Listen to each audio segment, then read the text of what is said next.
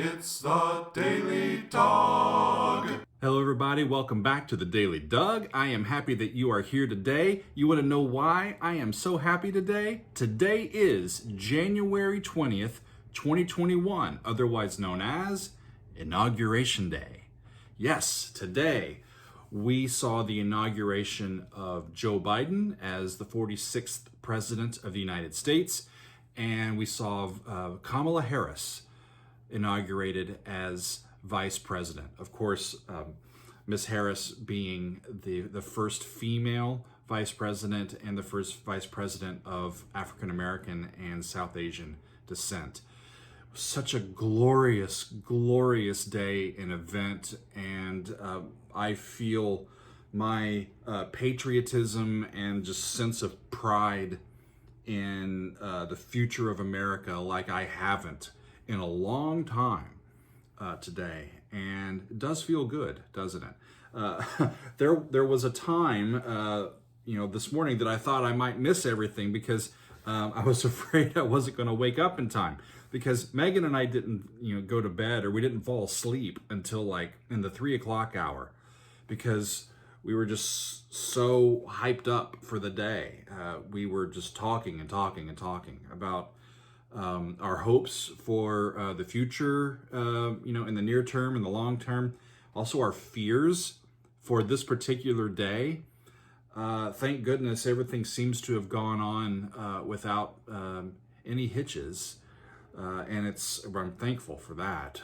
But it was strange, wasn't it, to see an inauguration at the Capitol and then see the mall with so few people being able to be in attendance and be there supporting the peaceful transfer of power. But it makes sense, right? With the ongoing domestic terror threat from our own minority party, and with the continued restrictions that are warranted because of the ongoing pandemic. But it was a wonderful, wonderful event, and just bursting with pride. But America showed up today. And what I mean by that is the thing that I'm thinking about now, 5 hours after Joe Biden became president, is not Joe's speech, which was great. It wasn't any of the pomp and circumstance. It wasn't the drum line. It was the poet. Holy crap, y'all. I mean, I'm not the only one, by the way. The entire internet is just going nuts because of the absolute grace and artistry and humanity of the young poet that recited the most touching poem that I've heard in a long time. It lived up to the moment so much. So who am I talking about? Because I was introduced to her today, didn't know who she was until she came to the podium and just blew me away. Her name is Amanda Gorman. She is the youngest inaugural poet ever, and she is also the first person to ever be named as a National Youth Poet Laureate.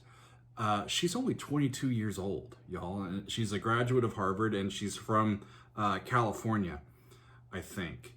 And she is a woman of color. And I would like to do something that I don't often do on this series. I'm going to read her poem. It is 723 words. It is the best way that I feel that I can validate her contribution to today, validate her artistry, her humanity, and her brilliance in crafting a poem that speaks to the hopefulness of the day without glossing over the reality in which we find ourselves as a country. So let's hear her wonderful words. When day comes, we ask ourselves, where can we find light in this never-ending shade? The loss we carry a sea we must wade. We've braved the belly of the beast. We've learned that quiet isn't always peace. And the norms and notions of what just isn't always justice. And yet the dawn is ours before we knew it. Somehow we do it. Somehow we've weathered and witnessed a nation that isn't broken but simply unfinished. We, the successors of a country in a time where a skinny black girl descended from slaves and raised by a single mother can dream of becoming president, only to find herself reciting for one. And yes, we are far from polished, far from pristine, but that doesn't mean we are striving to form a union that is perfect. We are striving to forge our union with purpose, to compose a country committed to all cultures, colors, characters, and conditions of man. And so we lift our gazes not to what stands between us, but what stands before us. We close the divide because we know to put our future first. We must first put our differences aside. We lay down our arms so we can reach out our arms to one another. We seek harm to none and harmony for all. Let the globe, if nothing else, say this is true, that even as we grieved, we grew. That even as we hurt, we hoped. That even as we tired, we tried, that will forever be tied together victorious. Not because we never again know defeat, but because we will never again sow division. Scripture tells us to envision that every one shall sit under their own vine and fig tree, and no one shall make them afraid. If we are to live up to her own time, then victory won't lie in the blade, but in all the bridges we've made. That is the promise to glade the hill we climb, if only we dare. It's because being American is more than a pride we inherit. It's the past we step into and how we repair it.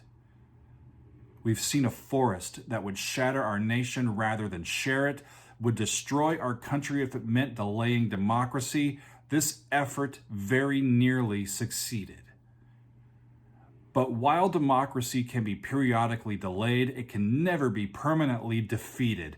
In this truth, in this faith we trust, for while we have our eyes on the future, history has its eyes on us. This is the era of just redemption.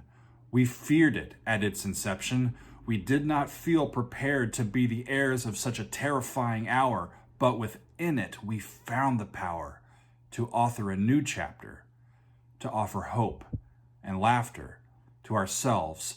So while once we asked, how could we possibly prevail over catastrophe? Now we assert, how could catastrophe possibly prevail over us? We will not march back to what was, but move to what shall be, a country that is bruised but whole, benevolent but bold, fierce and free. We will not be turned around or interrupted by intimidation, because we know our inaction and inertia will be the inheritance of the next generation. Our blunders become their burdens. But one thing is certain, if we merge mercy with might and might with right, then love becomes our legacy and change our children's birthright. So let us leave behind a country better than one we were left with. Every breath from my bronze-pounded chest, we will raise this wounded world into a wondrous one. We will rise from the gold-limbed hills of the West. We will rise from the wind-swept Northeast, where our forefathers first realized revolution. We will rise from the lake-rimmed cities of the Midwestern states. We will rise from the sun-baked South.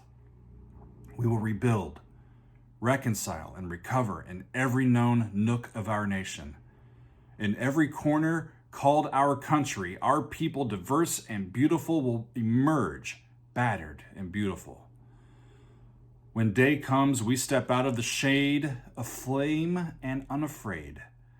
The new dawn blooms as we free it, for there is always light, if only we are brave enough to see it, if only we are brave enough to be it.